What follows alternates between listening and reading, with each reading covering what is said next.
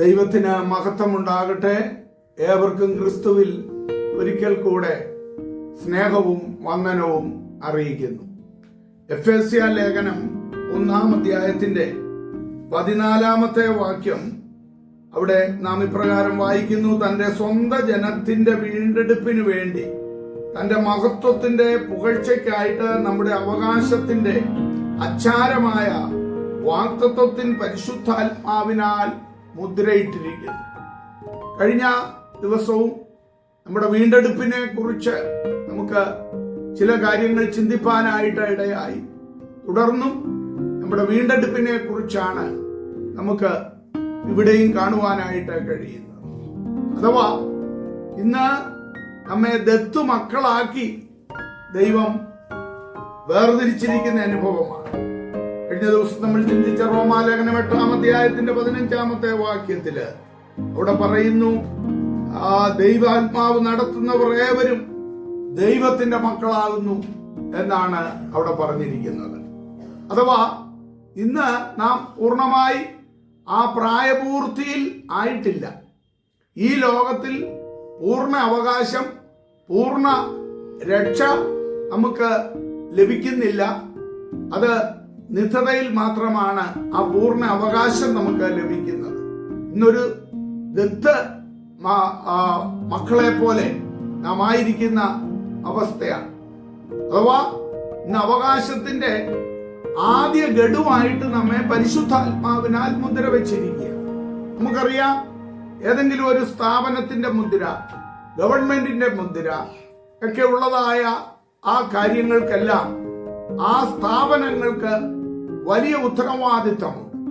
നമുക്കറിയാം, ചില മുദ്ര വെച്ച പേപ്പറുകൾ ഒരു ജോലിയുടേതായിരിക്കാം, മറ്റെന്തിന്റെയെങ്കിലും ഒരു മുദ്ര വെച്ച ഔദ്യോഗികമായ കത്ത് ലഭിക്കുമ്പോൾ ആ ജോലി ലഭിച്ചതുപോലെ തന്നെയാണ് ആ ഓർഡർ നമ്മൾ കൈപ്പറ്റുന്നത്.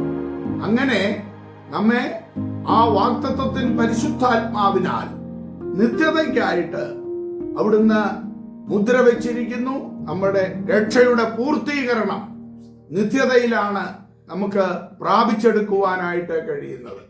ഈ പ്രത്യാശയാലാണ് നാം രക്ഷിക്കപ്പെട്ടിരിക്കുന്നത് എന്നാണ് റോമാലേഖനം 8-ന്റെ 24 വീണ്ടും നമുക്ക് കാണുവാനായിട്ട് കഴിയുന്നത്. അപ്പോൾ അത് ഭാവി പ്രത്യാശയാണ്.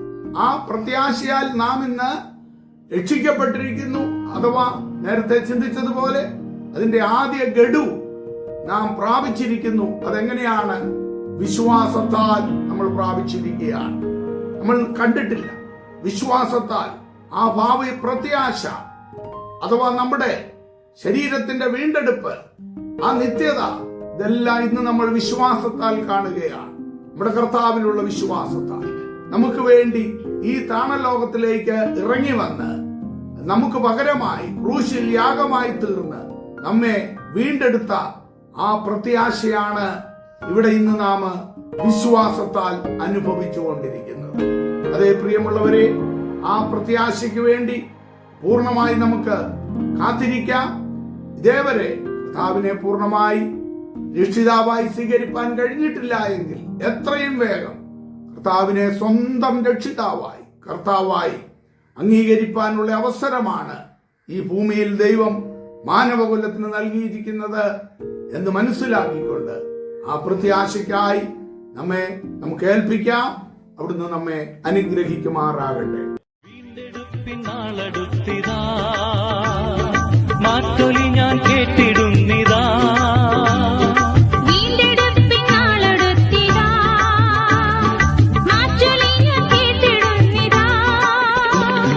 ലോകമെന്ന് പോകാം, സാക്ഷികളായി തീരാം, കാലമെല്ലാം തീരാറായല്ലോ.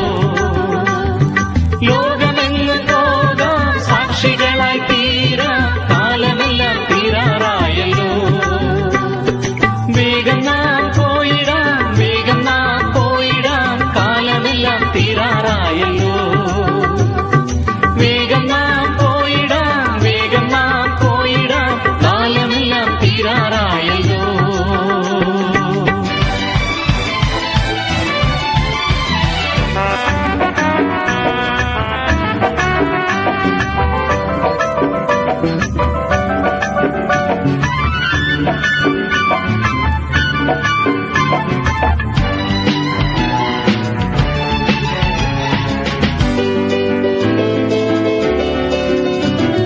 ദേശത്തിന്റെ കാവൽ ചെയ്തിടും കാവൽക്കാരാ രാത്രി എന്തായി? ദേശത്തിന്റെ കാവൽ ചെയ്തിടും കാവൽക്കാരാ രാത്രി എന്തായി? ദൂരെ നിന്ന് കേൾക്കും നാദമെന്റെ കാതിൽ കാവൽക്കാരാ രാത്രി എന്തായി? ദൂരെ നിന്ന് കേൾക്കും നാദമെന്റെ കാതിൽ കാവൽക്കാരാ രാത്രി എന്തായി?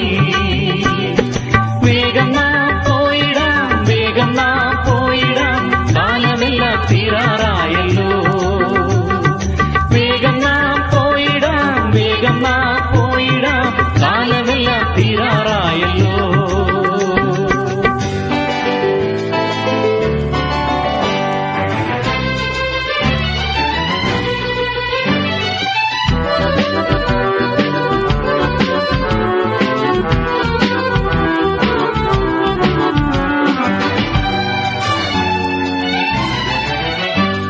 ശത്രു നിന്റെ മുമ്പിലുള്ളതാ